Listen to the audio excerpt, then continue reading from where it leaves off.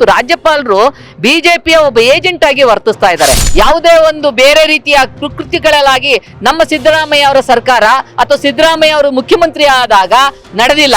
ಇವ್ರು ಯಾವತ್ತು ನೋಟಿಸ್ ಕೊಡಬೇಕಾಗಿರೋದು ಅಧಿಕಾರಿಗಳಿಗೆ ಮತ್ತು ಅವತ್ತಿನ ಯಾರು ಮುಡಾದ ಅಧ್ಯಕ್ಷರಾಗಿದ್ರು ಅವ್ರ ಮೇಲೆ. ಹಾಗಾದ್ರೆ ಬೇರೆ ಪಕ್ಷದವ್ರಿಗೆ ಯಾರಿಗೂ ಸಹ ಈ ಸೈಟ್ ಅನ್ನ ತೆಗೆದುಕೊಂಡಿಲ್ವಾ? ಫಸ್ಟ್ ಅವ್ರ ಮನಸ್ಸನ್ನ ಅವರು ಅರ್ಥ ಮಾಡ್ಕೊಳ್ಳಿ.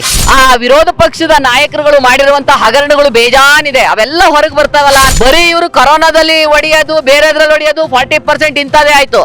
ಇವತ್ತು ಅದನ್ನೆಲ್ಲವನ್ನು ಮೀರಿ ನಮ್ಮ ಸರ್ಕಾರ ಮುನ್ನುಗ್ತಾ ಇದೆಯಲ್ಲ, ಅದನ್ನ ತಡಿಯಕ್ಕಾಗದಲ್ಲ ಇಂಥ ಕುತಂತ್ರಗಳು. ನನ್ನ ಹೆಸರು ತಾರಾಚಂದನ್ ಅಂತ ಹೇಳ್ಬಿಟ್ಟು ಹಾಸನ ಜಿಲ್ಲಾ ಮಹಿಳಾ ಕಾಂಗ್ರೆಸ್ ಜಿಲ್ಲಾ ಅಧ್ಯಕ್ಷೆಯಾಗಿ ಕೆಲಸ ಮಾಡ್ತಾ ಇದ್ದೀನಿ. ಇವತ್ತು ರಾಜ್ಯ ಸರ್ಕಾರ ಒಳ್ಳೆ ರೀತಿಯಲ್ಲಿ ನಡೆಸ್ಕೊಂಡು ಸಿದ್ದರಾಮಯ್ಯ ಅವರು ಹೋಗ್ತಾ ಇದ್ದಾರೆ. ಯಾವುದೇ ಒಂದು ಕುಂದು ಕೊರತೆ ಇಲ್ಲದ ಹಾಗೆ ರಾಜ್ಯದ ಜನತೆಗೆ ಬಹಳಷ್ಟು ಸವಲತ್ತುಗಳನ್ನ ಕೊಡ್ತಾ ಇದ್ದಾರೆ.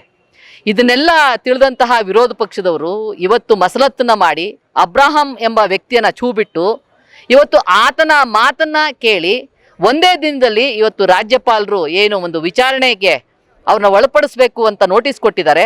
ಅದರ ವಿರುದ್ಧವಾಗಿ ಇವತ್ತು ನಮ್ಮ ಹೋರಾಟ. ಇವತ್ತು ಖಂಡಿತವಾಗಿ ಕೇಂದ್ರ ಸರ್ಕಾರ ಮತ್ತು ಬಿಜೆಪಿಯ ನಾಯಕರುಗಳ ಕುಮ್ಮಕ್ಕಿನಿಂದಲೇ ಇದೆಲ್ಲ ಆಗ್ತಾ ಇರೋದು. ಇವತ್ತು ರಾಜ್ಯಪಾಲರು ಬಿಜೆಪಿಯ ಒಬ್ಬ ಏಜೆಂಟ್ ಆಗಿ ವರ್ತಿಸ್ತಾ ಇದ್ದಾರೆ. ಯಾಕಂತ ಹೇಳಿದ್ರೆ ಪ್ರಾಸಿಕ್ಯೂಷನ್ಗೆ ಇಲ್ಲಿ ಅವಕಾಶನೇ ಕೊಡ್ತಾ ಇಲ್ಲ. ಯಾವುದೇ ಒಂದು ನೋಟಿಸ್ ಕೊಡೋ ಮುಂಚೆ ಪ್ರಾಸಿಕ್ಯೂಷನ್ ಒಂದು ಒಪ್ಪಿಗೆ ಕೇಳಬೇಕಾಗುತ್ತೆ. ನಮ್ಮ ರಾಜ್ಯದಲ್ಲಿ ಹಾಗಾದ್ರೆ ಪ್ರಾಸಿಕ್ಯೂಷನ್ ಇಲ್ವಾ? ಕಾನೂನುವಾಗಿ ಯಾವ ರೀತಿ ಹೋರಾಟ ಮಾಡಬೇಕು ಅಂತ ತಿಳ್ಕೊಳ್ಳೋ ಒಂದು ವ್ಯವಧಾನ ಸಹ ಇಲ್ವಾ? ಅಷ್ಟು ಬೇಗ ಕೊಡುವಂಥದ್ದು ಏನಿದೆ? ಕಾರಣ ಇಷ್ಟೇ, ಸಿದ್ದರಾಮಯ್ಯ ಅವರ ವಿರುದ್ಧ ಪಿತೋರಿ ಮಾಡಿ ಅವ್ರನ್ನ ಇಳಿಸ್ಬೇಕು ಅಂತ ಹೇಳಿ ಇದು ಮಾಡ್ತಾ ಇರೋದು. ಅಬ್ರಹಾಂ ಅನ್ನೋ ಒಬ್ಬ ವ್ಯಕ್ತಿ, ಆತ ಈ ಹಿಂದೆ ಯಾವುದೋ ಒಂದು ಕಂಪ್ಲೇಂಟ್ ಕೊಟ್ಟು ಅದು ಸರಿಯಾಗಿ ಆಗಿಲ್ಲ ಅಂತ ಹೇಳಿ ಸುಪ್ರೀಂ ಕೋರ್ಟ್ 25 ಲಕ್ಷ ರೂಪಾಯಿ ಆತನ ವಿರುದ್ಧ ಒಂದು ದಂಡ ಕಟ್ಟಿಸಿದೆ. ಅಂತಹ ಒಬ್ಬ ಮತಿಗೆಟ್ಟ ವ್ಯಕ್ತಿಯ ಮಾತನ್ನ ಕೇಳಿ ಇವತ್ತು ಬಿಜೆಪಿಯ ನಾಯಕರು, ಕೇಂದ್ರ ಸರ್ಕಾರದವರು ರಾಜ್ಯಪಾಲರನ್ನು ಛೂ ಬಿಟ್ಟು ಈ ರೀತಿ ಸಿದ್ದರಾಮಯ್ಯ ಅವರ ವಿರುದ್ಧ ಪಿತೋರಿ ಮಾಡ್ತಿರೋದು ಸರಿ ಇಲ್ಲ. ನಾವು ಖಂಡಿಸ್ತೀವಿ, ಇದನ್ನ ಇಷ್ಟಕ್ಕೆ ಬಿಡೋದಿಲ್ಲ. ರಾಜ್ಯದಾದ್ಯಂತ ಇದಕ್ಕೆ ಹೋರಾಟ ಮಾಡ್ತೀವಿ. ಬಿಜೆಪಿ ನಾಯಕರು ಈ ತಕ್ಷಣ ಎಚ್ಚೆತ್ಕೊಳ್ಬೇಕು. ಮತ್ತೆ ರಾಜ್ಯಪಾಲರು ಈ ತಕ್ಷಣ ಏನು ನಿಮ್ಮ ವಿಚಾರಣೆಗೆ ಒಳಪಡಿಸ್ಬೇಕು ಅಂತ ಹೇಳಿದ್ದೀರಾ, ಅದನ್ನ ವಾಪಸ್ ತಗೊಳ್ಬೇಕು ಅಂತ ಹೇಳಿ ನಾವು ಆಗ್ರಹ ಮಾಡ್ತೀವಿ. ಯಾವುದೇ ಒಂದು ಹಗರಣಗಳಲ್ಲಾಗ್ಲಿ, ಯಾವುದೇ ಒಂದು ಬೇರೆ ರೀತಿಯ ಕೃತ್ಯಗಳಲ್ಲಾಗಿ ನಮ್ಮ ಸಿದ್ದರಾಮಯ್ಯ ಅವರ ಸರ್ಕಾರ ಅಥವಾ ಸಿದ್ದರಾಮಯ್ಯ ಅವರು ಮುಖ್ಯಮಂತ್ರಿ ಆದಾಗ ನಡೆದಿಲ್ಲ. ಹೇಗಾದ್ರೂ ಮಾಡಿ ಇವ್ರಿಗೆ ಒಂದು ಹೆಸರಿಗೆ ಮಸಿ ಬಳಿಬೇಕು ಅನ್ನೋ ಒಂದು ಕಾರಣ ಇಟ್ಕೊಂಡಿದ್ದಾರೆ. ಯಾಕಂದ್ರೆ ಮುಂಬರುವ ಚುನಾವಣೆಗಳಲ್ಲಿ ಇವ್ರಿಗೆ ಯಾವುದೇ ಒಂದು ಇದಿಲ್ವಲ್ಲ, ವಿಷಯ ಇಲ್ವಲ್ಲ ಹೇಳ್ಕೊಂಡು ಹೋಗೋಕ್ಕೋಸ್ಕರ. ಹಾಗಾಗಿ ಇಂತಹ ಸುಳ್ಳು ಸುದ್ದಿಗಳನ್ನ ಹಬ್ಬಿಸ್ಕೊಂಡು ಸಿದ್ದರಾಮಯ್ಯ ಅವ್ರ ಮೇಲೆ ತಂದಿದ್ದಾರೆ. ಇಲ್ಲಿ ನೇರವಾಗಿ ಹೇಳಬೇಕು ಅಂದ್ರೆ ಇವ್ರು ಯಾವತ್ತು ನೋಟಿಸ್ ಕೊಡಬೇಕಾಗಿರೋದು ಅಧಿಕಾರಿಗಳಿಗೆ ಮತ್ತು ಅವತ್ತಿನ ಯಾರು ಮುಡಾದ ಅಧ್ಯಕ್ಷರಾಗಿದ್ರು ಅವ್ರ ಮೇಲೆ. ಅದರ ಜೊತೆಗೆ ಅಲ್ಲಿ MP ಯಾರಾಗಿದ್ರು ಆ ಸಂದರ್ಭದಲ್ಲಿ, ಯಾರ ಸರ್ಕಾರ ಇತ್ತು ಅದನ್ನ ಪರಿಶೀಲನೆ ಮಾಡದಲೆ ಒಂದ್ ರೀತಿ ಅವಿವೇಕಿಗಳ ರೀತಿಯಲ್ಲಿ ಯಾವುದೇ ಸಂಬಂಧ ಇಲ್ಲದೆ ಇರುವಂತಹ ಒಬ್ಬ ವ್ಯಕ್ತಿಯ ಮೇಲೆ ಈ ರೀತಿ ಅಪವಾದಗಳನ್ನ ಹೊರಿಸ್ತಿರೋದು ಎಷ್ಟರ ಮಟ್ಟಿಗೆ ಸರಿ? ಈ ರಾಜ್ಯದ ಜನತೆ ಏನ್ ಪೆದ್ರ? ಇಲ್ಲಿ ಮುಡಾ ಸೈಟ್ ಹಂಚಬೇಕಾದ್ರೆ ಒಂದೇ ವ್ಯಕ್ತಿಗೆ ಹಂಚಿಲ್ಲ. ಅದು ಯಾವ ರೇಷಿಯೋ ಅಲ್ಲಿ ಹಂಚಿದ್ದಾರೆ? 50-50 ರೇಷಿಯೋಲಿ ಹಂಚಿದ್ರು. ಹಾಗಾದ್ರೆ ಒಂದೇ ವ್ಯಕ್ತಿಗೆ ಎಲ್ಲರೂ ಹಂಚಕ್ ಸಾಧ್ಯನಾ? ಎಷ್ಟು ಜನ ಭೂಮಿಯನ್ನ ಕಳೆದುಕೊಂಡಿರ್ತಾರೆ. ಯಾವಾಗ ಮುಡ ಅದನ್ನ ಒಳಪಡಿಸ್ಕೊಂಡಿರುತ್ತೆ ಅವ್ರಿಗೆಲ್ಲರಿಗೂ ಸೇರಿ ಇಷ್ಟಿಷ್ಟು ಸೈಟ್ಗಳಿಗಂತ ಕೊಡ್ಬೇಕಾಗಿರುತ್ತೆ. ಇಲ್ಲಿ ಸಿದ್ದರಾಮಯ್ಯ ಅವ್ರು ಯಾವ್ದೋ ಸೈಟು ಜಾಗ ಹೋಗಿರೋದು ರೆವೆನ್ಯೂ ಅವ್ರಿಗೆ ಸಂಬಂಧಪಟ್ಟ ಇನ್ಯಾವುದೋ ಬೇರೆ ವ್ಯಕ್ತಿಗಿರ್ಬಹುದು. ಆದ್ರೆ ಹೆಸರು ಅದಕ್ಕೆ ತಾಳೆ ಹಾಕ್ತಾ ಇರೋದು ಯಾವ ರೀತಿ? ಹಾಗಾದ್ರೆ ಅಲ್ಲಿ ಆ ಸಮಯದಲ್ಲಿ ಎಷ್ಟು ಜನಕ್ಕೆ ಮುಡಾ ಸೈಟ್ಗಳನ್ನ 50-50 ರೇಷಿಯೋದಲ್ಲಿ ಕೊಟ್ಟಿದ್ರು, ಅವ್ರನ್ನೆಲ್ಲರನ್ನೂ ಸಹ ತನಿಖೆಗೆ ಒಳಪಡಿಸ್ಲಿಕ್ಕೆ ಸಾಧ್ಯ ಇದೆಯಾ? ಹಾಗಾದ್ರೆ ಬೇರೆ ಪಕ್ಷದವ್ರಿಗೆ ಯಾರಿಗೂ ಸಹ ಈ ಸೈಟ್ ಅನ್ನ ತೆಗೆದುಕೊಂಡಿಲ್ವಾ? ಫಸ್ಟ್ ಅವ್ರ ಮನಸ್ಸನ್ನ ಅವರು ಅರ್ಥ ಮಾಡ್ಕೊಳ್ಳಿ. ಅವ್ರು ಪ್ರಶ್ನೆ ಮಾಡ್ಕೊಳ್ಳಿ. ಅವ್ರ ಪಕ್ಷದವ್ರು ಯಾರಿಗೂ ಸೈಟ್ ಹೋಗಿಲ್ವಾ? ಅಥವಾ ಬೇರೆ ಜನಸಾಮಾನ್ಯರಿಗೆ ಯಾರಿಗೂ ಸೈಟ್ಗಳು ಹೋಗಿಲ್ವಾ? ಯಾಕೆ ಇವ್ರ ಮೇಲೆ ಈ ರೀತಿಯ ಒಂದು ಅಪವಾದಗಳನ್ನ ತರ್ತಾ ಇದ್ದಾರೆ?